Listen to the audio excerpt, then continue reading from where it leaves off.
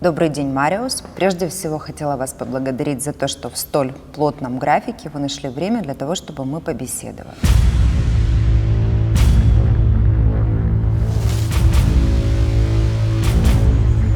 Вы известный филантроп, известный правозащитник, профессионально играли в футбол и даже номинированы на Нобелевскую премию. Well, thank you for having me here. It's an honor to be here, and you know, for me, Kyiv has become like a second city, so I'm very happy to be here, and I love to talk about human rights and meet people from all over the world, and I feel very privileged to have that as a part of my lifestyle. So it's all my pleasure to be here.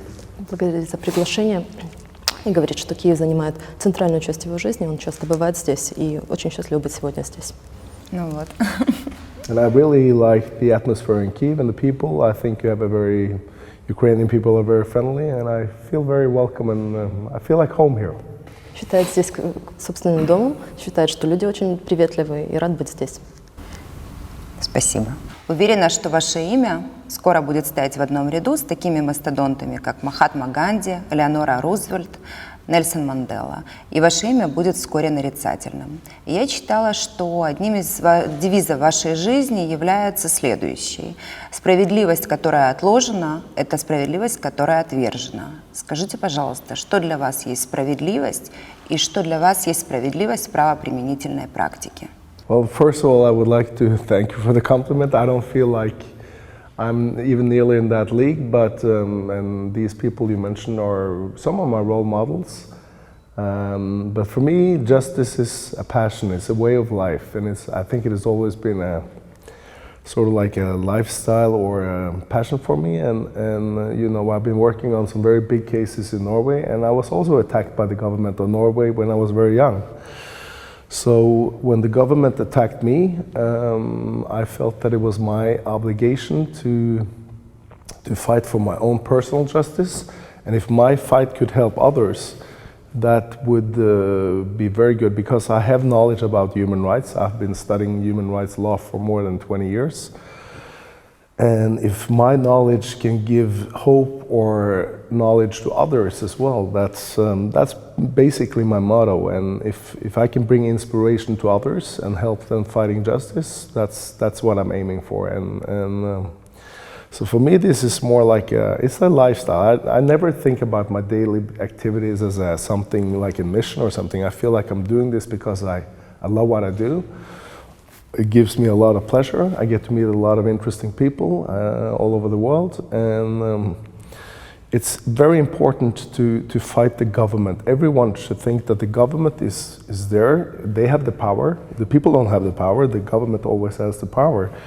So I think it's an obligation especially for human rights lawyers, to do whatever they can to protect the people, not the government. So for me, this is a fight between me and the Norwegian government. But if this can inspire people from all over the world, that's a privilege as well. But basically my fight for the last 15-20 years has been against the Norwegian government. So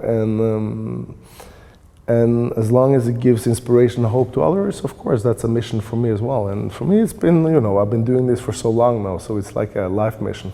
And hopefully I can continue for another, I'd say to the Norwegian government, that as long as I'm happy, I can continue another 50 years.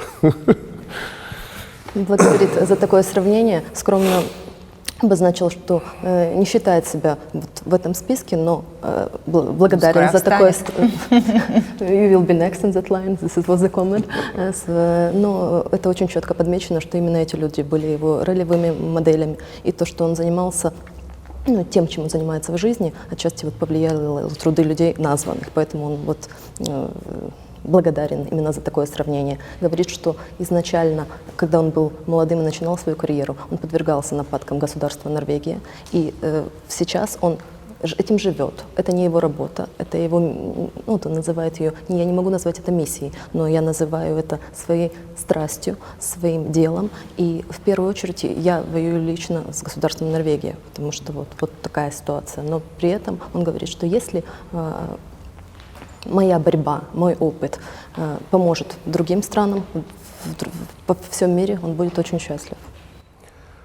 So, but I think that I have a very simple rule, and for me, my main motto is that the law is equal for everyone.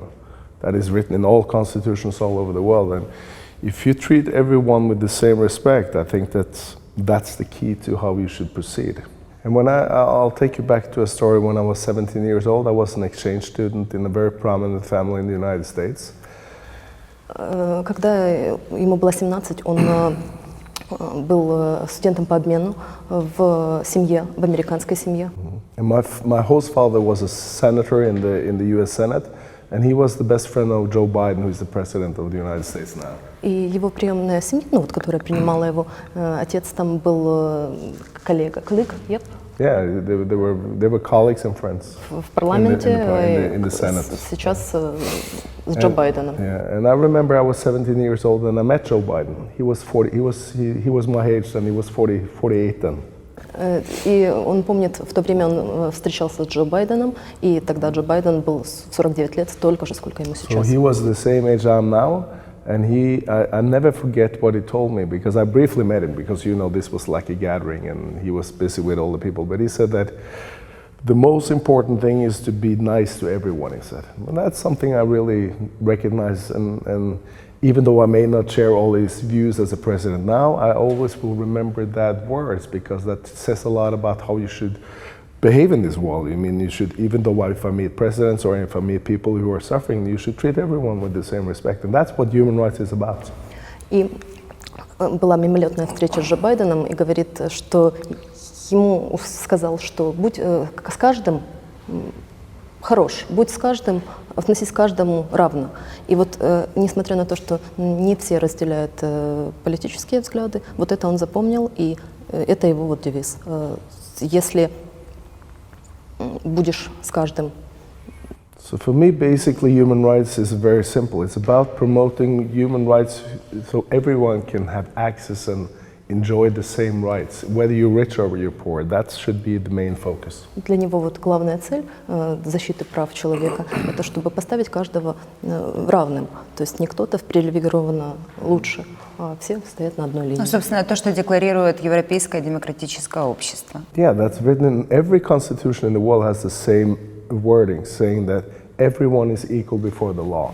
That's what it says. Everyone, every constitution. Это прописано в Конституции каждой страны, что каждый равен перед законом. Вот, собственно, за это он и борется, за соблюдение статьи в Конституции. Да, но мы прекрасно знаем, что истина и факты – это разные вещи, особенно если они лежат в одном деле. Exactly, and that's how it's related to all over the world, especially Norway too. That if you have power or if you have money, you have a different kind of law set than people who are in different positions.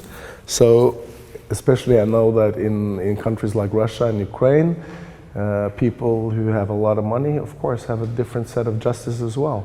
So corruption happens, but be in mind that it also takes place in Norway.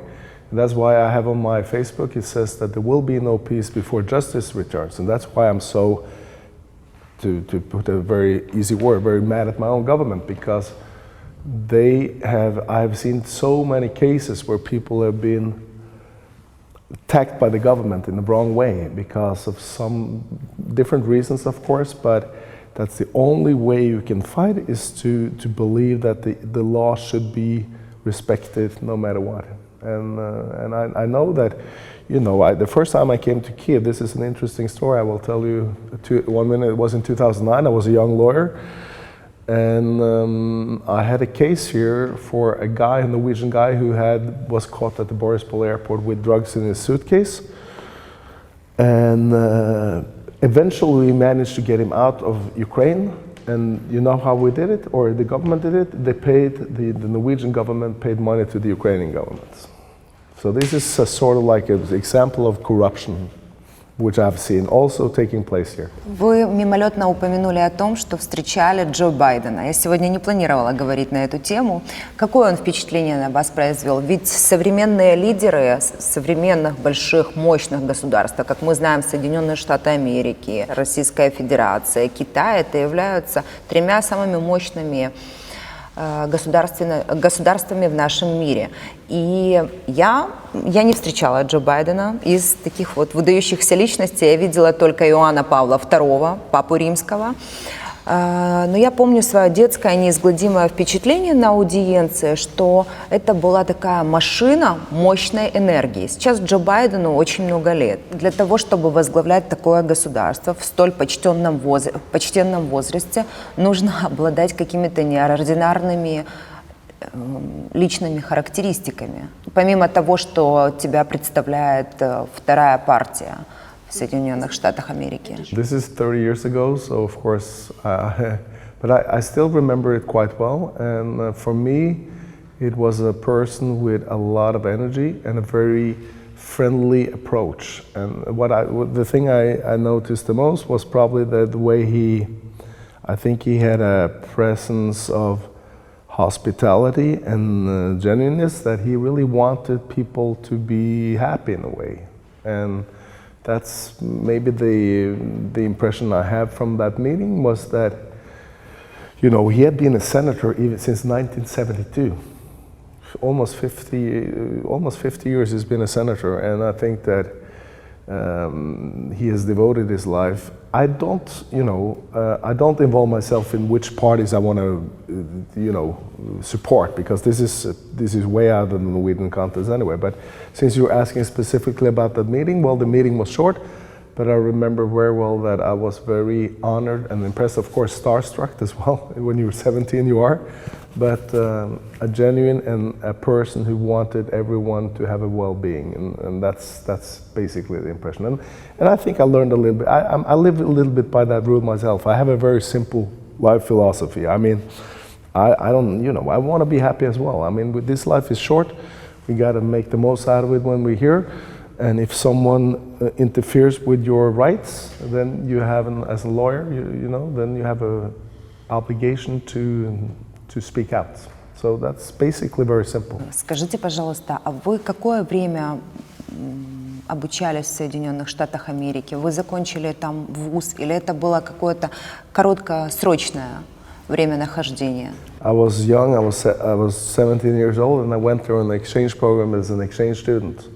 And I was, it was accidental that I ended up with a very prominent family who was a senator of the United States. He was a senator for Virginia, and that's how I was very privileged at that age to realize how important it is because I think that family, I became really close to this family, and I realized how important it is if you want to practice law, because he was a lawyer as well as a senator, and he inspired me to if I wanted to work with law, it has to come from your heart, not from, and I think that inspired the way I'm thinking today.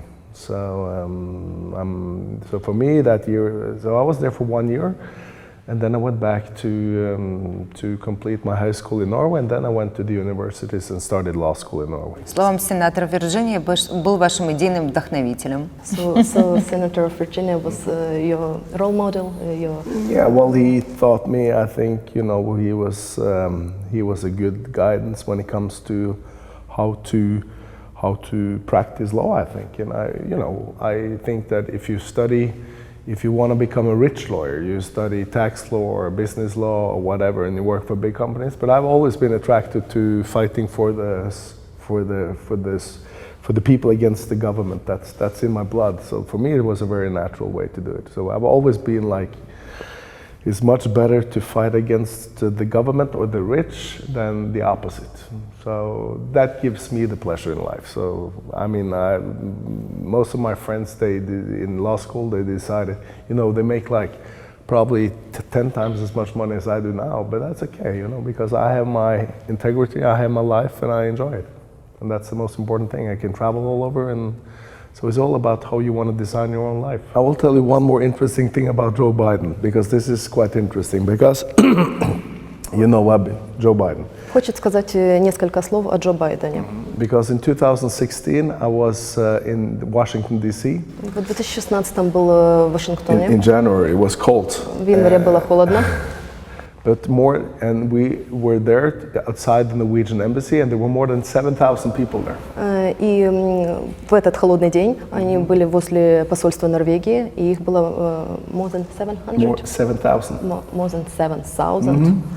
Их было более Outside чем Norwegian embassy. 70 тысяч в Я же говорю, как Махатма Ганди, а вы And the скромничаете. reason why was because he was too shy to mention it before. yeah, but the reason why was there was a Romanian family in Norway who had 5 children, and these 5 children had been taken by the Norwegian Barnevernet, and this family had like relatives in the United States, so they gathered to have a mass protest outside the Norwegian embassy. In January, where people from all over the United States came there, when they were holding like, we want the children back, return the children, with these posters. It was amazing. И родственники из Америки собрали вот такое внушительное количество людей, 70 тысяч. And why I mentioned Joe Biden, because Joe Biden was vice president at that time. И в то время Джо Байден был вице-президентом. And he allowed us to stand in his garden, because, can you imagine, 7,000 people in his garden standing outside the Norwegian embassy. It was amazing. И в тот момент он разрешил им стоять в своем саду. И это было такое удивительное событие. Да. So Joe Biden could of course said that no, you cannot stand it because this is my ground as a vice president, because he was the closest neighbor to the Norwegian embassy. But he allowed it, so it was cool. Мог бы отказать, но разрешил, и вот такая удивительная история. So it proves that, but it was once again an example that if people come together and stand up for justice, and after that, of course, they return the children to the family. И вот такая история, когда люди вступились, общественный глаз помог вернуть детей в семью. Но это единичные случаи. Remember that Norway has the same population as Kyiv. So you can imagine if the Ukrainian child welfare services took thousands and thousands of children from families here in Kyiv, it would be a riot, I think. But that's happens in Norway. They take more than 10,000 children, at least they take thousands of children every year. And remember that we have been convicted in the European Court of Human Rights for wrongfully taking children 11 times since 2018, September 2018, which is a record high number. It's an extreme number. So, and that's also one of the reasons I came to Ukraine and started to lobbying with the politicians from Ukraine, because the Council of Europe is the mandate for the European Court of Human Rights. And the Ukrainian members of the Council of Europe have given me support in my fight against the Norwegian government in these cases. So to be honest, I truly support the help I've been given from Ukraine in this fight against Barnevernet. Part of the reasons why I come here to bring information about the proceedings or in the European Court, so that the members of the Council of Europe can be informed of what's going on. And that relates to a lot of Eastern European countries, not only Ukraine, but Poland, Czech Republic, Slovakia, Romania. All these countries have been a part of the supporting group that I've been benefiting from when I've been fighting this system. So for me, it's been extremely important to have support from Eastern European countries. The interesting thing is that Eastern European countries have experienced communism. 30 years back in time, you had communism, right? So you see how the government, so you have a much more healthy, I feel much more related to your to the way you see governments than how people in Norway see the government. Because in Norway, people are they trust the government 100%. If the government wants the people to do something, the people do it. Whereas in other countries, in Ukraine or Bulgaria or Romania, whatever, they have a more critical view upon the government, which is more belongs more to my heart. You have more approach to freedom than Norwegian people have in a way. It's when I'm in Kyiv or when I'm in Eastern European countries, I feel much more freedom. I feel happy because I'm a freedom lover. I love freedom, and when I can even be in a nightclub till 6 o'clock, even though I go to sleep earlier, it's about the freedom. You have the choice to choose. In Norway, you have to go the government tells you have to go home at 2. Because then the government tells even people to go and sleep. So it's about the freedom, I think, and freedom and justice belongs together. So it's everything comes together. I remember I was in South Africa in May. Был в Африке в мае. Since you mentioned Nelson Mandela, I was visiting the island, Robben Island. Robben Island, It's the prison where Nelson Mandela, he sat there for almost 18 years. 18. 18. Когда был в Африке, посетил тюрьму, где был Нельсон Мандела. And at his cell there was something really interesting saying that the most important thing for people is actually freedom. И надпись на тюрьме его впечатлила, что самое важное для человека – это свобода. Именно место и надпись очень… And he said he was not bitter because after 18 years he gained his freedom back, you see? И по его мнению, Leave the island. он через 18 лет, но получил то свою свободу назад и смог продолжить свой путь дальше. Yeah, and that's why I feel related to the Eastern European culture much more than I feel related to the Norwegian, because I feel freedom when I'm in these countries in a different way. Вы упомянули о том, что Нельсон Мандела провел 18 лет в тюрьме. А вы за свое право выбора готовы провести 18 лет в тюрьме? Well, you know, it's yeah. I mean, I don't think I will be imprisoned. I think that Norway, you know, there is not a good relationship with me and the Norwegian government, but they respect I think they sort of like respect me, and they know that I have developed a lot of connections throughout the world. So I think the Norwegian government will leave me alone as long as they know that if they try to punish me in a way, you know, I will escape I will get asylum in Poland or Ukraine or whatever. So for me, it's not a problem anyway. My children are soon grown up, so I will manage.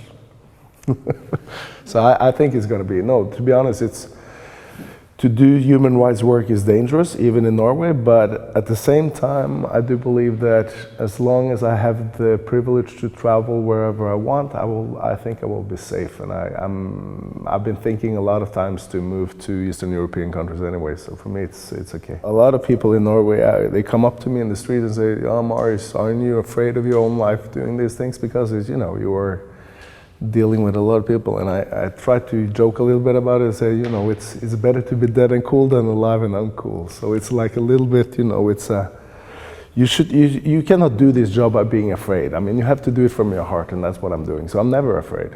I have no fear, absolutely nothing. But fear, you know, fear can never control. Fear should never control you, because once fear takes you, you have lost. So you should never ever accept fear, and I never accept fear. Вы упомянули о том, что приехали в Украину для того, чтобы встретиться с политиками, которые готовы вас поддержать. А вы можете озвучить их фамилии? Кто готов из пула украинских политиков поддерживать ваше правое дело? Yeah,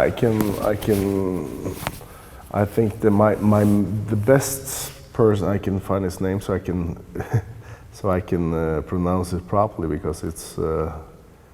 But the best supporter I've had here is called Volodymyr Ariev. He is a member of the Ukrainian Parliament. He was also a member of the Council of Europe.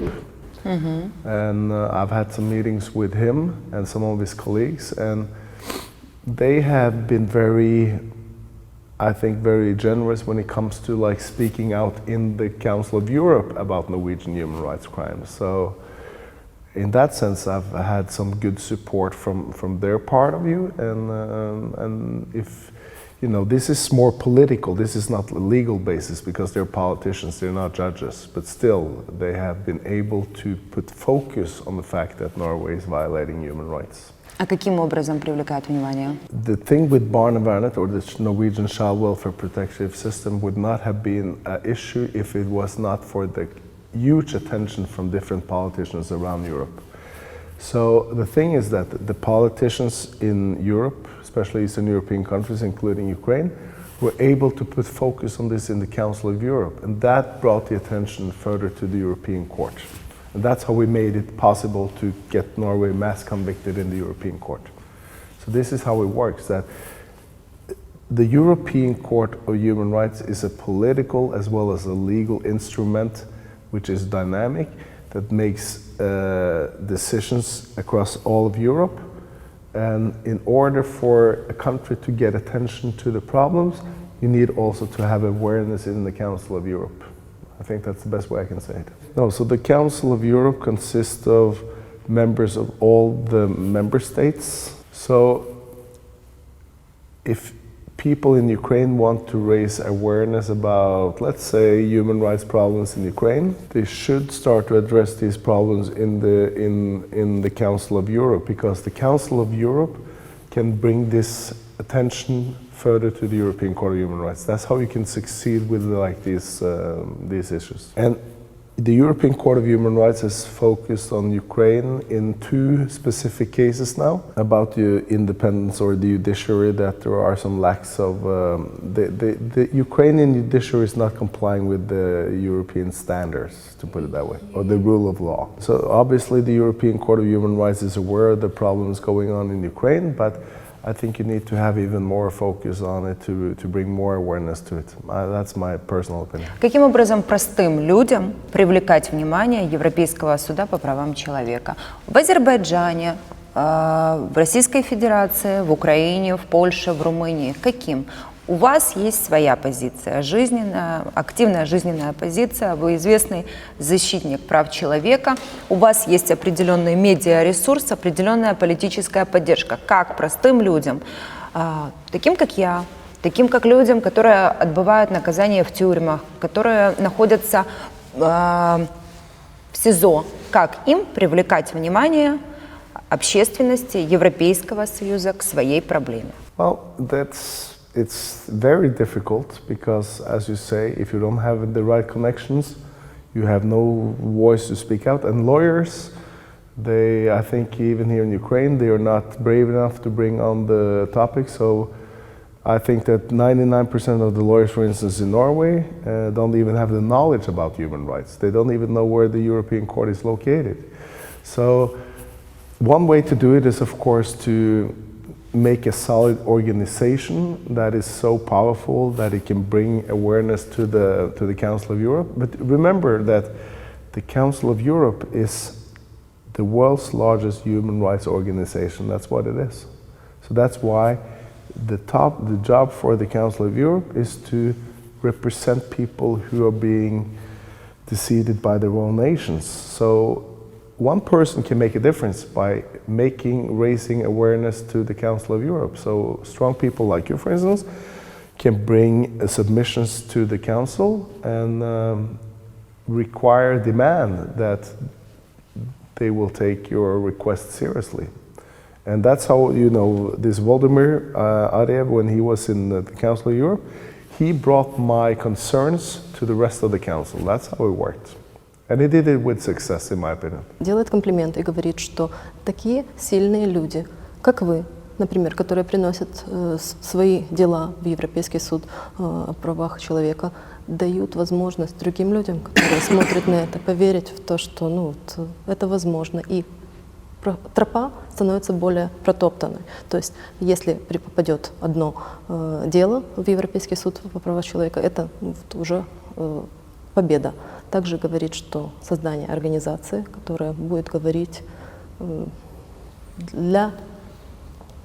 одним сильным голосом для голосов нуждающихся.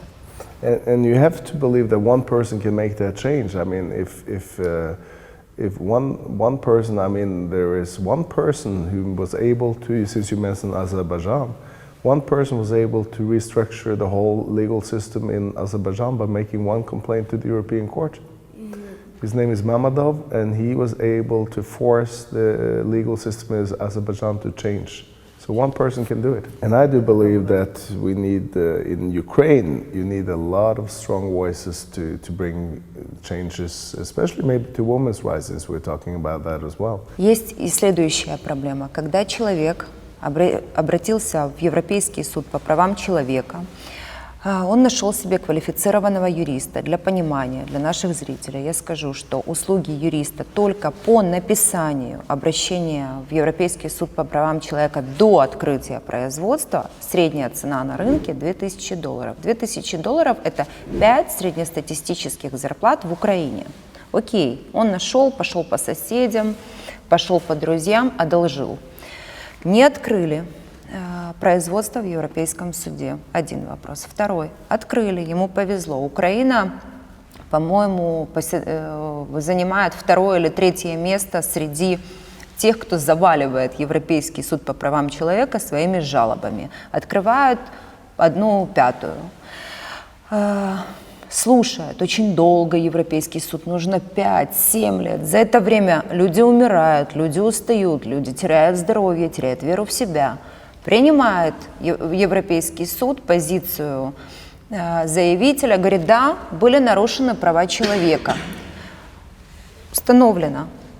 Человек должен снова пойти в суд и обратиться за пересмотром. Вот как не потерять веру и почему так долго Европейский суд слушает? И многие судьи в Украине недобросовестные, несправедливые, которые зачастую забывают, для чего они надели на себя когда-то мантию. Они знают, что человек будет ждать продолжительное время решения Европейского суда.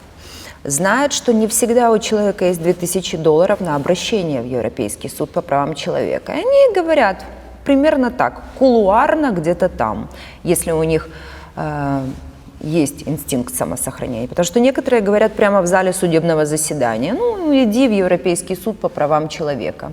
Они знают, что к тому моменту они могут уйти в отставку, они могут попасться на взятки, они могут еще каким-то образом освободить занимаемое собой место.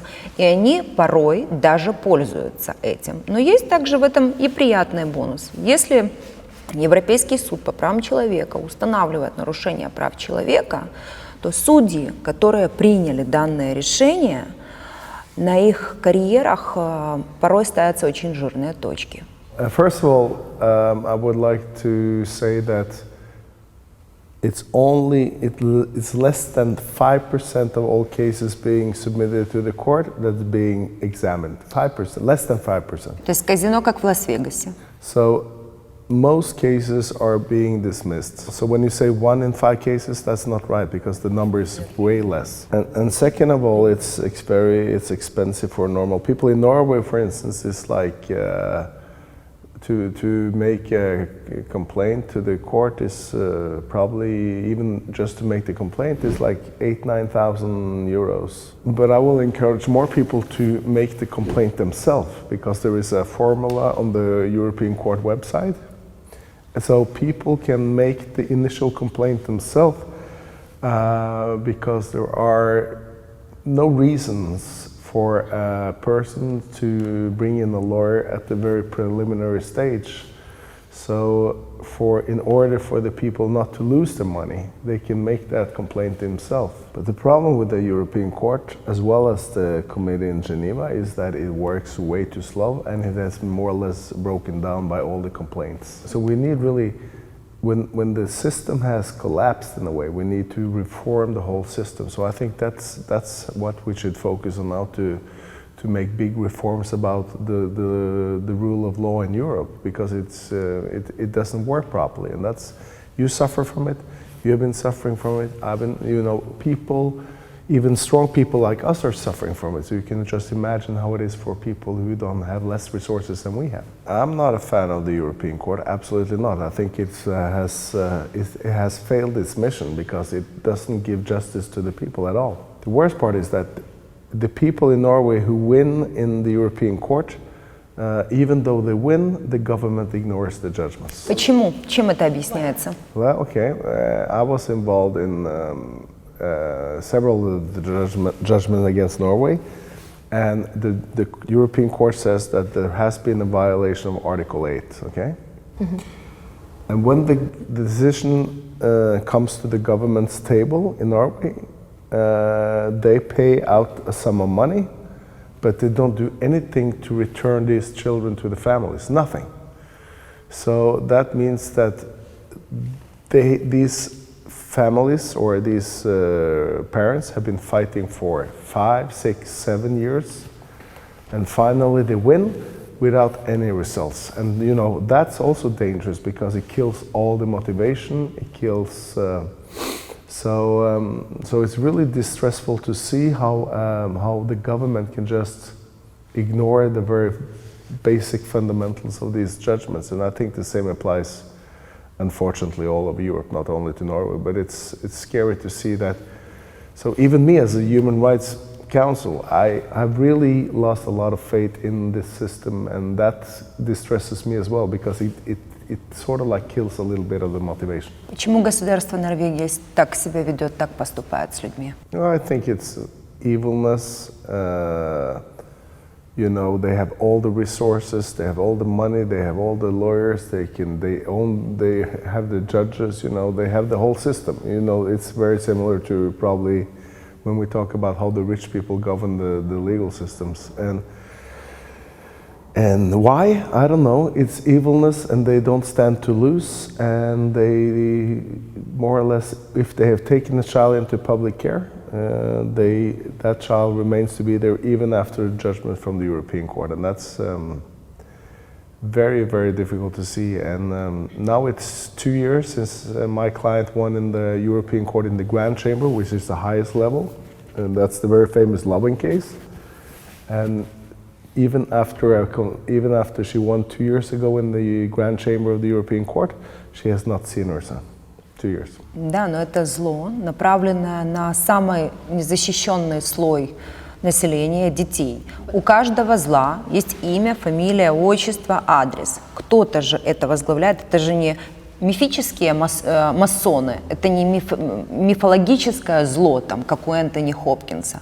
Это реальные люди, которые стоят за этим всем. Готовы ли вы озвучить, кто? When you get convictions from the Court of Human Rights, the Minister of Family Affairs has the constitutional responsibility to bring justice to these judgments, right? And this minister has failed to bring justice in all these cases. And his name is well known in Norway. He has recently resigned because of another scandal, because of tax evasion. So he had to resign a month ago.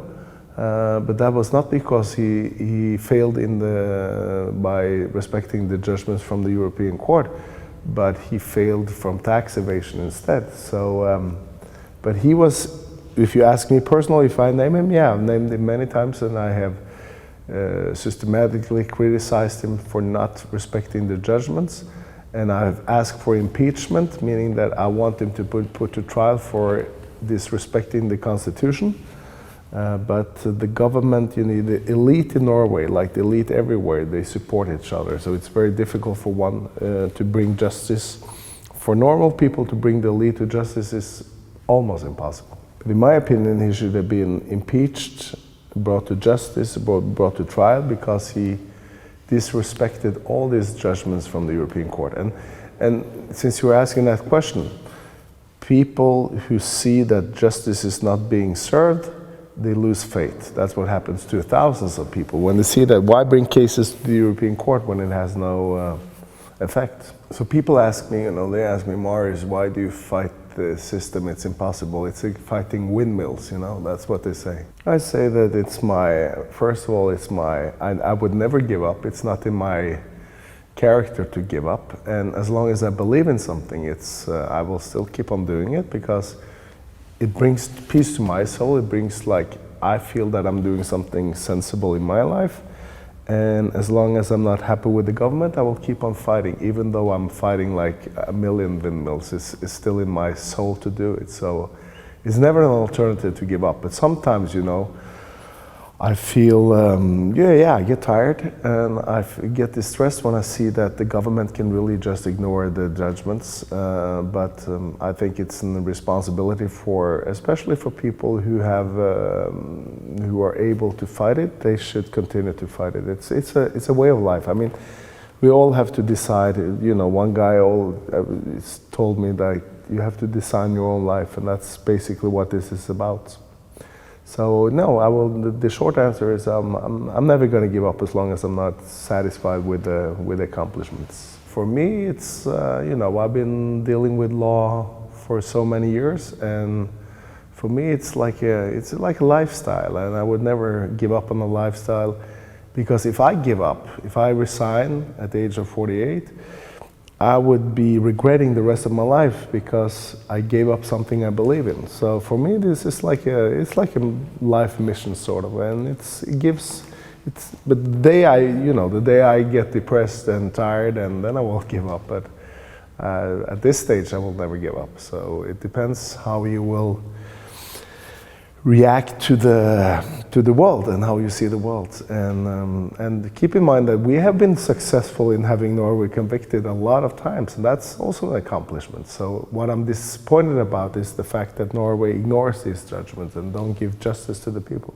Вы настоящий викинг, достойный сын своих праотцов. My favorite slogan is, a winner is a person who never gives up. That's a winner. That's my definition on a winner. And I think that says a lot, because if injustice has been done to you or me or whoever, if you give up on your fight, you will never be able to forgive or to bring peace to yourself. That's what I believe in, and I've seen so many people who, if they give up, they will, at some stage, they will regret. Because justice, I mean, if injustice has been done to you, you have to restore that somehow. And some people, do it by, in the old days they took it's like a sword against a sword, and they killed each other. But it's a more civilized way is to fight and never give peace to your enemies in a way. Most people who give up on justice, they will regret somehow later in life. That's my experience with that. Зверя раненым оставлять нельзя. But you have to combine it. My formula is very simple. In order for me to work with this, I need to have positive people. I need to have fun. I need to, to bring positive happiness to my life. I need to do activities, sports. So it's about, you have to take care of yourself. I mean, that's the most important thing for every human being. If you want to fight for justice, if you want to battle the elite or the government or the corrupt judges or whatever it is, you have to, first of all, number one rule is to take care of yourself by making your life as good as possible.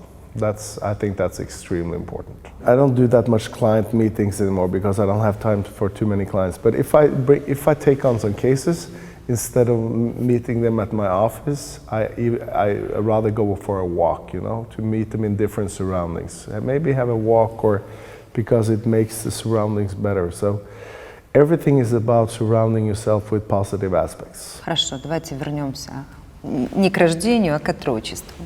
Вы известны своей позицией касаемо деятельности социальной службы Барневарн. Когда я посмотрела фильм, мне было интересно, готовилась к нашему интервью. Анализировали ли вы подобную ситуацию в Украине, в других странах Европы? Возможно, где-то есть ситуация хуже, чем в Норвегии. That's a very, very difficult question, but I think that countries in Eastern European countries are more family-oriented, and you see that Catholic countries and also Eastern European countries have a different family policy that Norway has. The barnevernet, or the child welfare policy in Norway, is more of a business than what it is in other countries. Норвегия только одна страна из скандинавских стран, у кого подобная ситуация. Швеция, Финляндия. С чем это связано и сколько лет этой проблеме? Oh, the problem has been going on for decades, but because it's a part of the culture that developed ever since World War II. И считают, что началом после Второй мировой войны.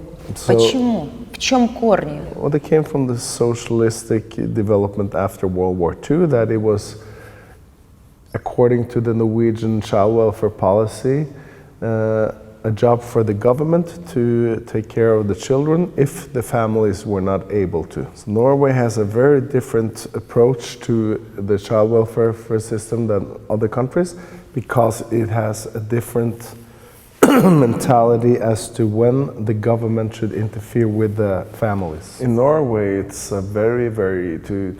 take a child into public care. I mean, bringing it to a foster family or an institution is a very, very lucrative business for very many people. It's financially lucrative for the families who take the children or the child. It's lucrative for judges, for lawyers, for psychologists, for social workers, for institutions, for private owners. A lot of people gain from it. Вы можете назвать порядок цен? Families can make as much as 120,000 euros per year having a child. It depends. If you are a good negotiator, you can pretty much negotiate your own salary. It's a lot of money involved. Это официальный платеж или это коррупционная составляющая? Well, it's a good question because you don't know, but they say it's official. But I'm sure there are I know there are corruption going on in this business as well. We have disclosed that before, so it's definitely something that it has to do with corrupted money as well. Absolutely. Давайте посмотрим гипотетически. Есть семья, которая хочет принять ребенка. Who want to get a child as adopted child, to get in his and her family new child.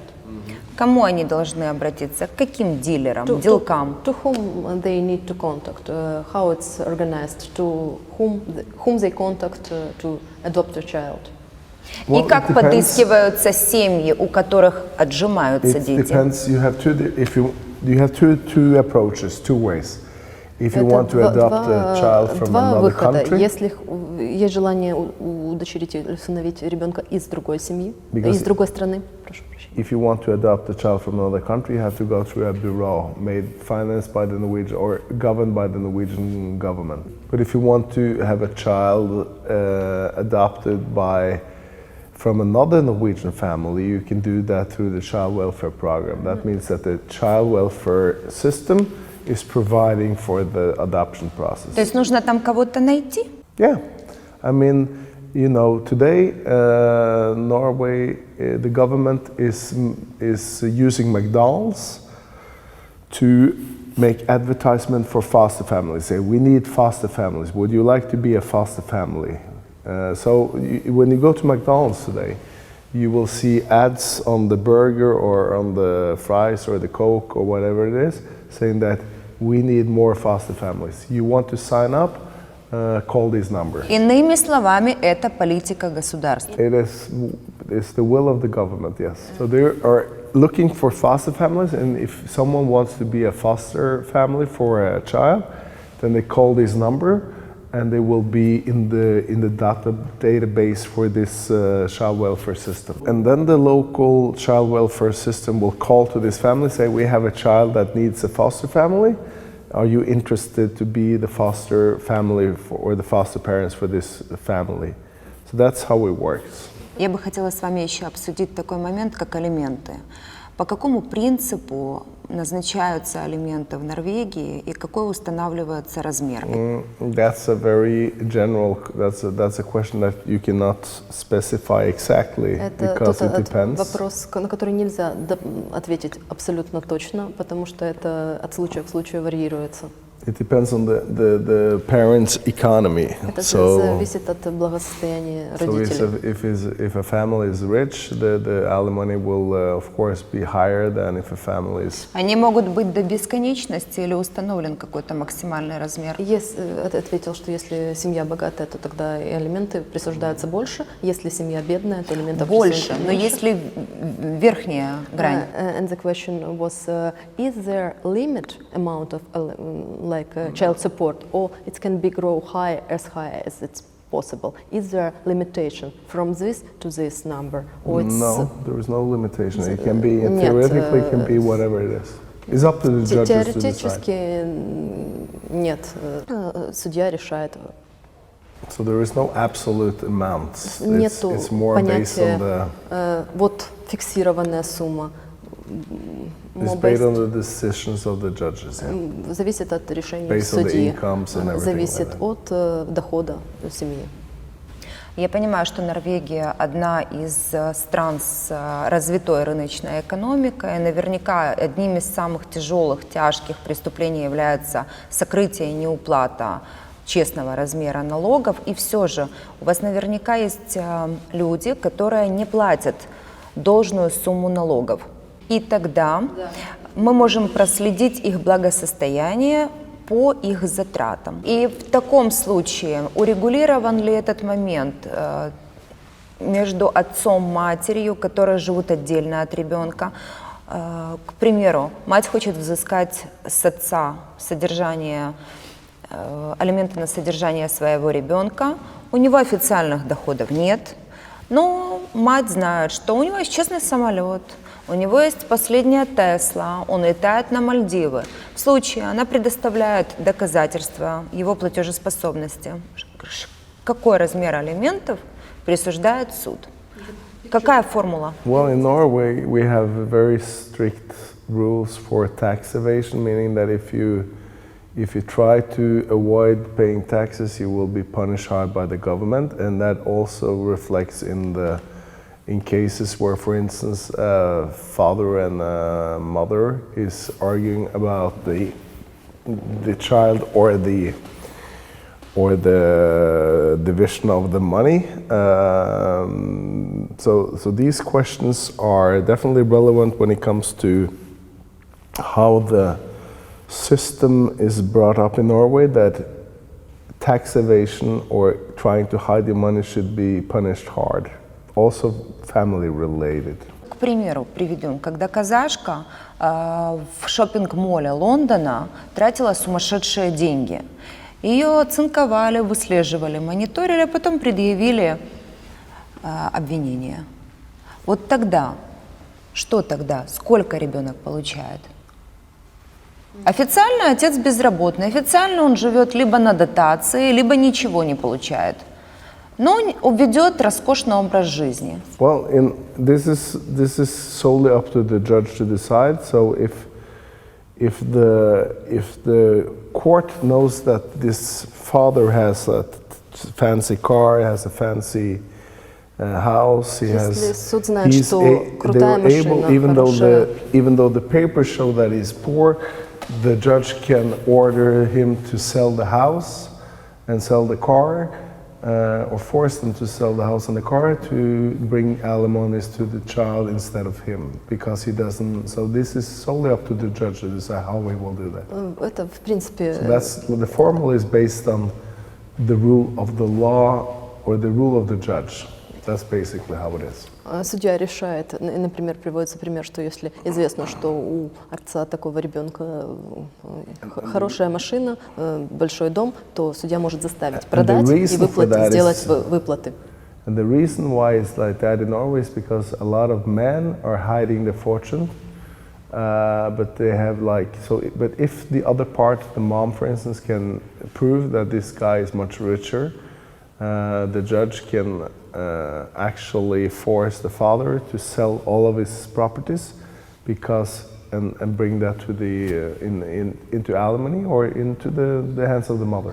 В принципе, формула такая: если мама сумела доказать, что вот есть такие ресурсы, и принесла документы, подтверждающие данный факт в суд, то даже судья может не только назначить большие алименты, а и применить силу, можно сказать, заставить продать вот эти какие-то недвижимости или движимое имущество. I don't want to say it's a big problem in Norway, because Norway is a small country and people are in general not super rich, so this is only in very rare cases. Most people have a very visible economy, so that in these cases the parents they reach some kind of friendly settlement before the case ends in the court system. Несколько лет тому назад законодателем были внесены изменения в Семейный кодекс Украины. A couple years ago, legislative system makes some changes in law or family law in Ukraine. В части того, in that part, there, как нужно взыскивать алименты с того родителя, который проживает отдельно. How to take alimony, child support money from the parent who lives separately. Новаторство заключалось в следующем. New things was in this. Что алименты The child support могут рассчитываться не только исходя из доходов, can be calculated not only on the income, но и исходя из расходов. but based on spendings. Следовательно, у меня был достаточно обеспеченный супруг. She had a wealthy husband. Я решила привести вам свой пример, потому что он достаточно красочный и известный на всю Украину. Her own case, because it's very famous to all Ukraine. Her case. Case. У моего супруга было задекларировано больше $2 миллионов. Her husband has declared more than $2 million. А ряд объектов недвижимости, And list of properties, объектов интеллектуальной собственности, trademarks, офшорная компания. Offshore businesses. При этом он платил алименты, а порой не платил до момента того, когда погранслужба его снимала с рейса самолета за неуплату. But sometimes he pays, sometimes he not pay until the border control take him out of the plane. Изначально судом было назначено порядка 3000 гривен, это $100. And the court decided that it's enough, 300 hryvnias. It's close to $100 for a child for a month. $100 per month? $100 per month. Узнав о том, что приняты изменения в семейный кодекс, To understand that there is changes in family law, я решила обратиться с иском в суд, decided to put a new case in court, в котором просила суд изменить с части от дохода, ибо у него нет дохода, in which ask court to take not from part of the income because he not show income, на твердую денежную to единицу. fixed money amount. Суд удовлетворил частично, Court decided to approve half of what was asked. в процентном Part. соотношении это было около 35-40%. Actually, not even half, 35-40% from what was originally asked. Следует также отметить, что это был морально самый сложный мой иск из всего бракоразводно-раздельного детского процесса. And what was need to mention that it was emotionally the most terrible part of whole divorce. У меня пропадали материалы из дела в суде.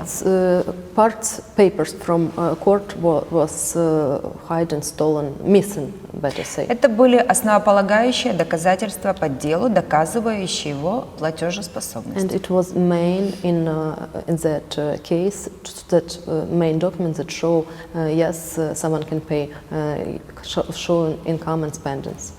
В суд документы в канцелярию заходили. Inside of the court, the office of the court was received that papers.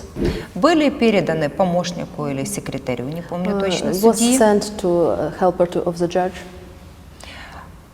Но в деле не было. But inside the case, that documents was missing. Да, потом, спустя некоторое Yes, время, later после after написания that, ряда заявлений, After они были найдены. a lot of paperwork, that documents was appears again. И мы сложно, тяжело, долго и муторно слушали алиментное дело. And it was very hard and long about child support money procedure. A long time. Правовая проблема заключается в следующем. Уточнил, что долгая борьба. The main law problem is В том, что я написала: прошу взыскать с моего супруга такого-то, такого-то на содержание нашей несовершеннолетней дочери, фамилия, имя, отчество, столько-то денег по ее 18-летию. Дальше. Судья же написала в мотивировочной части, что с дня вступления решения в законную силу. But the judge decided to put in a place where she explains how the judgment was made, not from the date when it was put in the court, but from the date when the decision was in legal action, become legal. Мы слушали в первой инстанции около 9 месяцев. The first court, town court, was for 9 months. Во второй инстанции мы слушали The около case lasted 9 года. And months. second, around a year. В это время мной, моим адвокатом, было заявлено ряд заявлений об отводе.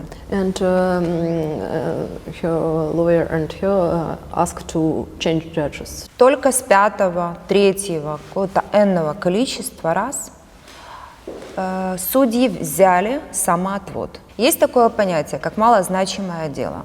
In Ukraine there is such term, the case that not weight a lot, the case that not so important, correct. Когда я обратилась в Верховный суд с кассационной жалобой, When she came to Supreme Court, Верховный суд в лице судьи Синельникова не открыл даже производство, написав, что правовой проблемы нет. Just Sinelnikova not open case, saying that there is not law problem. Правовая проблема заключается в следующем. В Семейном кодексе есть норма, что алименты взыскиваются с момента подачи иска в суд. The law says that it should be money should be paid from the day when you put a case in the court. Семейный кодекс является источником права. So family law it's basement and resource of rights. А есть такое понятие, как постановление Пленума Верховного Суда Украины. And we have such terms that decision of plenum of Supreme Court of Ukraine. Которая очень древняя, еще от 2006 года. That from 2006. И там написано, что алименты нужно взыскивать с дня вступления решения в законную And they силу. are told that in that plenum that should be taken money from the date when decision become legal. Я считаю, что это противоречит принципу справедливости. She thought that this go against equality. Предусмотренности в судопроизводстве и нарушение прав ребенка. I just need to know the last one. So the money should be awarded just after the decision is legal, or Yeah, after the that's a decision problem. is initiated? That's two meetings. Two Yes, things meeting. first Иными in словами, law. Okay, I see. Okay, I see. мы судились 2 года. Если бы мы судились 5 лет, 7 лет, на ровном месте моя дочь Стейси потеряла 25 So the тысяч longer евро. it takes for the Yeah, case to last, exactly. You say yes. exactly what was told. That it was 2 years' money that was withhold from her daughter for this.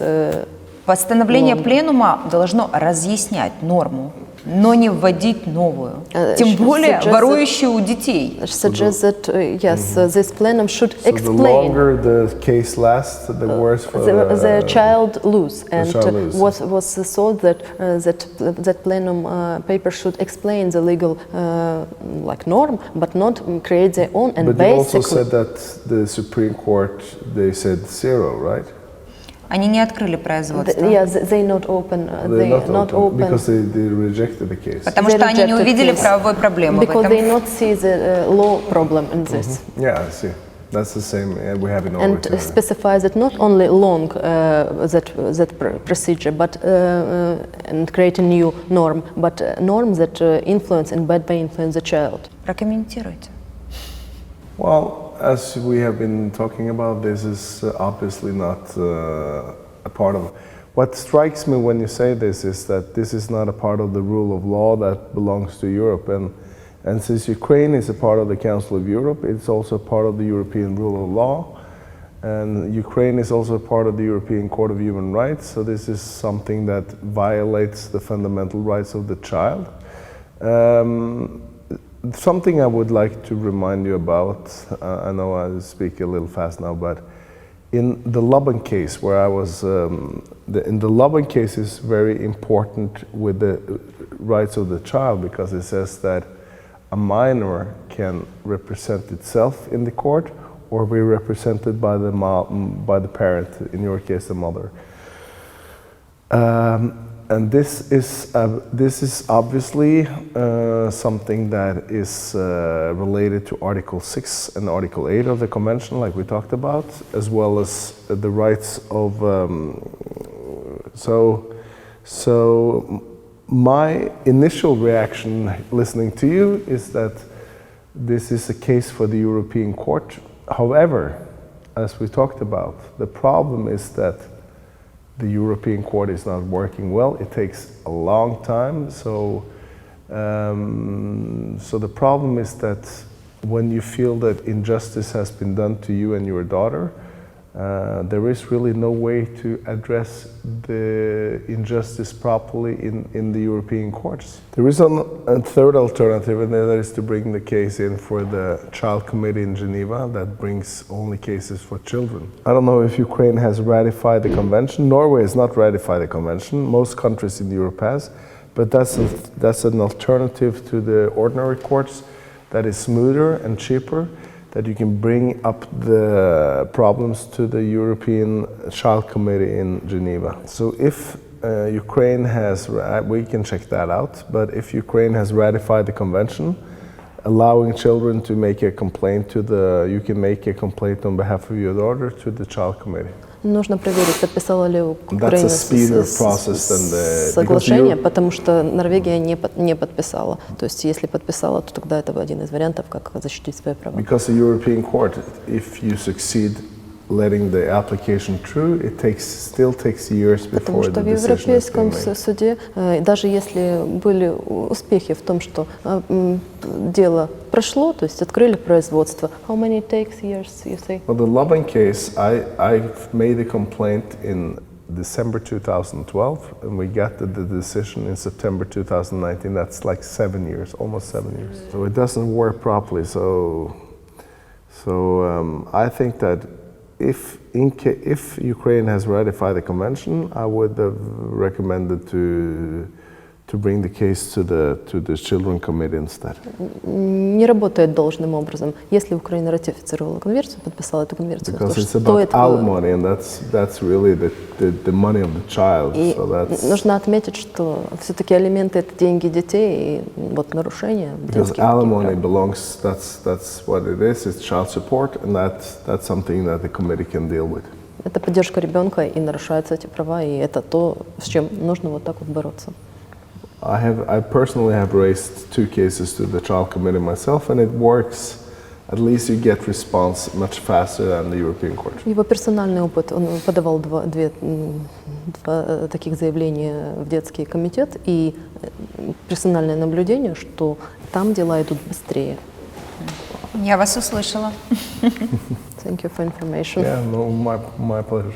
Вы знаете, что в Украине существует большое недоверие к представителям судебного корпуса? Такие судьи не назначают достойные алименты детям. Such judges not do good child. Как в случае моей предыдущей героини, когда ее муж миллионер, согласно решению первой инстанции, должен был выплачивать на одного ребенка около $800, детей всего 5, а вторая инстанция оставила по 50 евро на человека. Интересно, в какой еще европейской стране миллионер платит 50 евро на ребенка в месяц? Поэтому скажите, есть ли у вас такие проблемы с представителями судебного корпуса?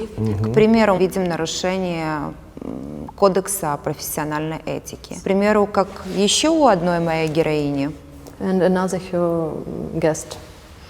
после проведения судебного заседания After case, after day of court, на следующий день после празднования 30-летия независимости Украины next day after celebrating 30 years independence of Ukraine, судья вошла во внепроцессуальное общение с героиней, so the judge came outside of court, outside of judgmental process, speak. практически прямым текстом ей сказала о Mostly том, direct say to her что она мониторит ее фотографии в that социальных страницах, she look on her social network page, но и это не самое but страшное. it's not the most the most hard part. Она с некой негативной коннотацией отреагировала на ее фотографию на фоне государственного флага нашей страны. With some negative response to say about our flag, national flag. Возможно, это связано с тем, что она была переведена из аннексированного Крыма. Maybe because it happened because she was moved from annexed Crimea. И она просто не сдержала своих эмоций. And maybe it's happened because she could not control her emotions. Судьи попадают в пьяные истории. Как сами, так и отмазывают пьяных водителей. Like by themselves, or they involved in the stories by letting go people who drunk and drive. Дмитрий Валерьевич, встань спереди машины. Нахуй пошли. У вас дети в машине, уважайте себя. Встань спереди. Дмитрий Валерьевич, разрешите с вами спокойно пообщаться? Не Дальше надо что? нервничать. Дальше что? Да не хочу я, блядь, с вами общаться. Пошлите нахуй. Есть определенные меры, надо предпринимать после того, когда было произведено. Предпринимайте. Ну, нахер, без меня предпринимайте. Как вы себе позволяете вести с Могу себе сотрудниками позволить, полиции? блядь. Что вы можете себе позволить? Вести себя так. Что вам дано? Вы царь, бог или кто? Я царь Бог, да. Для вас я царь и Бог. Все. Чому втікали від поліції? Коли? То не від мене, навірно. Та ви що? Да. не вживаєте. А чому тікали так? Від кого? Від поліції. То я тільки що от тут появився. Ага, понятно. А що ви так розпереживалися? Я просто не розумію, як я тут появився. Спав з відомо. Не надо буде. Пан Михайло, будьте добрі. З Діним Тімбером своїм і Славіком. Купились ми по 50 грам. Домашніх. Та й пішов їм, коротше, домой, типу, приляг їм телевізором позирав, і все заснув. І оказаємося, от тут я стову, типу, машина заведена збоку, а я стову посеред поля.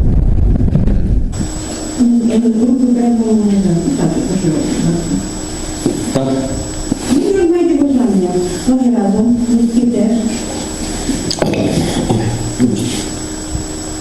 Дивіться туди, тоді не бачите на себе проводити.